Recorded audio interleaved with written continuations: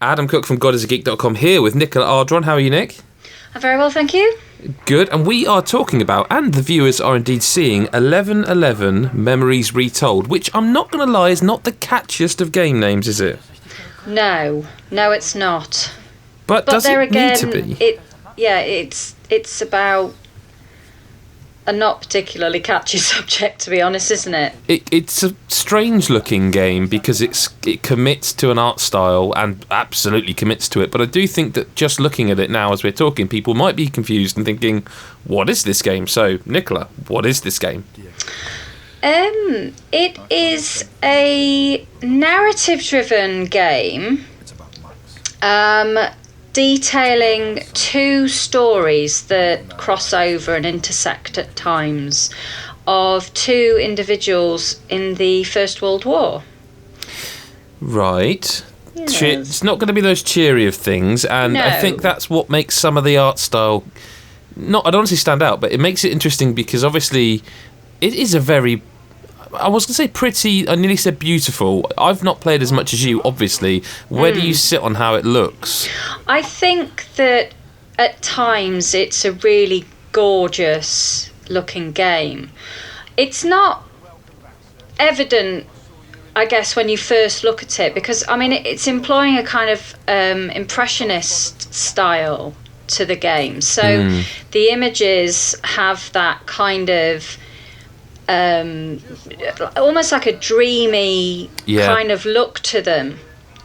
But as I was playing it more and more, I mean, obviously Impressionism is of its time, round about that time the Impressionists were, at their sort of height.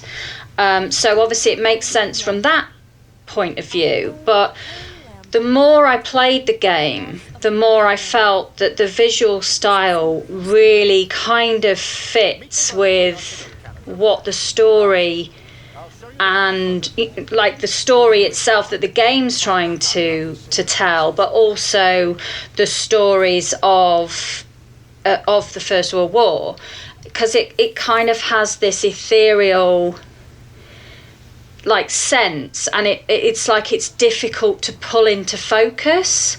And I kind of felt that thematically that style worked really well with the story that they were trying to tell, if you kind of get what I mean. I do. I want to ask a question. Although it's like a third person game and you are walking around the environment and doing tasks and stuff like that, and there's like a photograph mechanic for you're playing as two characters. Yes.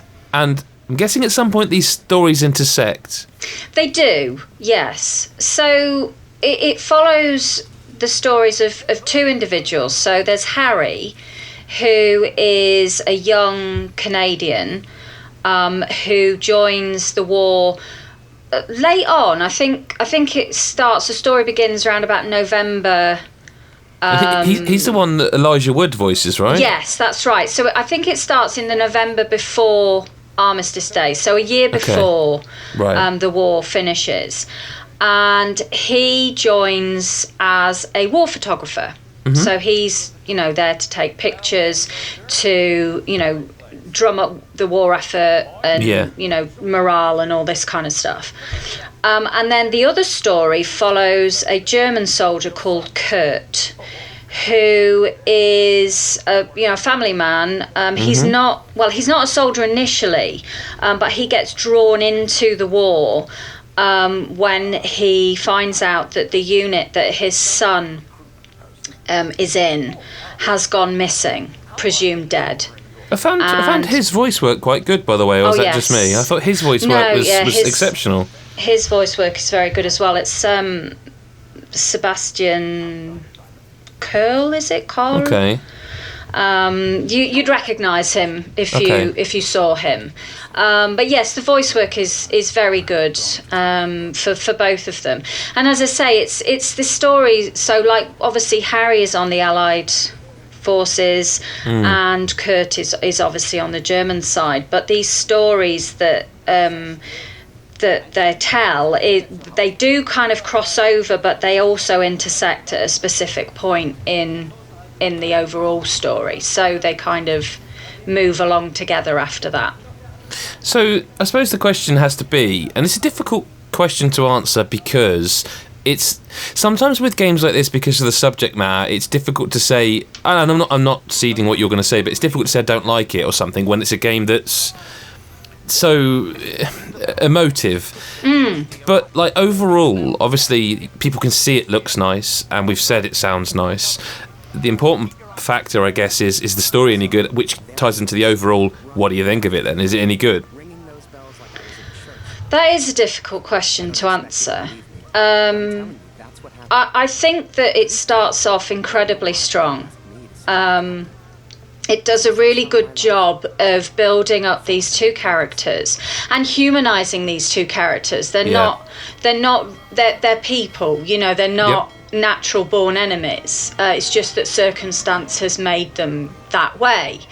And it does a really good job of humanizing. There's a really beautiful scene early on where Kurt is traveling to Vimy Ridge, and he's writing to his wife explaining why he's joined up, and he's listening to a German soldier playing a song that is to the tune of Auld Lang Syne.